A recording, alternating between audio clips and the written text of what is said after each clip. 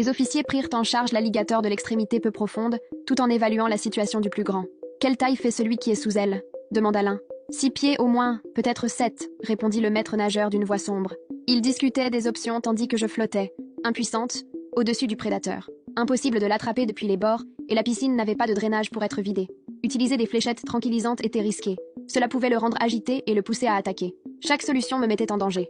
Nous devons la faire sortir sans déclencher son instinct de prédation, dit un officier.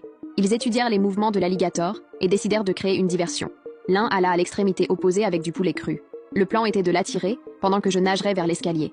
Mon cœur battait fort, mais il n'y avait pas d'autre issue. Quand je donnerais le signal, nager droit vers l'escalier. Pas d'éclaboussure, pas de panique, des mouvements lents et réguliers. Le maître nageur se plaça près de la sortie la plus proche. L'officier laissa tomber le poulet. Le plouf fit retenir le souffle à tout le monde. L'ombre sous moi resta immobile, puis se mit à bouger lentement vers l'appât. « Ah, attends !» dit le maître nageur. L'alligator avança jusqu'à mi-chemin. Mes muscles brûlaient d'avoir gardé la position trop longtemps. La foule était collée à la barrière, enregistrant chaque seconde. « Maintenant, nage !» Mes bras fendirent l'eau en gestes mesurés, même si chaque instinct me hurlait d'accélérer. L'escalier n'était qu'à 5 mètres, mais il me semblait à des kilomètres. J'entendais derrière moi les bruits humides de l'alligator qui se dirigeait vers le poulet. Je gardais mes mouvements petits, contrôlés, priant pour qu'il ne remarque pas ma fuite. Mes doigts saisirent enfin la rampe métallique glacée. Je tirai fort, écorchant ma jambe contre le béton. Le maître nageur me saisit le bras et me hissa dehors. La foule éclata en cris et en applaudissements. Mes jambes se transformèrent en gelée dès que je touchais le sol. On m'enveloppa dans une serviette de plage, mais je tremblais si fort que mes dents claquaient, bien que le soleil de Floride brûlait. Curtis, l'agent du contrôle animalier, passa près de moi avec une longue perche terminée par un nœud coulant. Son coéquipier tenait une planche épaisse comme bouclier. Ils s'approchèrent du grand alligator, qui inspectait encore le poulet. Ils travaillèrent ensemble comme s'ils l'avaient fait 100 fois.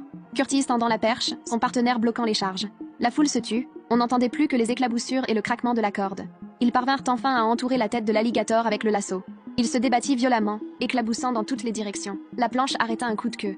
Les officiers tirèrent de toute leur force, le ramenant vers le bord. Avec des gestes calculés, ils l'immobilisèrent et le hissèrent à plusieurs hommes. La bête resta attachée, se tordant sous le soleil, tandis que la foule éclatait en cris de soulagement.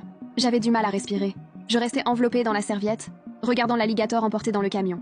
Mon corps était épuisé, mais je ressentais une gratitude immense envers les maîtres nageurs et les officiers. Je n'oublierai jamais la sensation de flotter sans défense, consciente que quelque chose rôdait sous moi. Ce jour-là, j'ai appris combien la frontière entre le calme et l'horreur peut être fragile.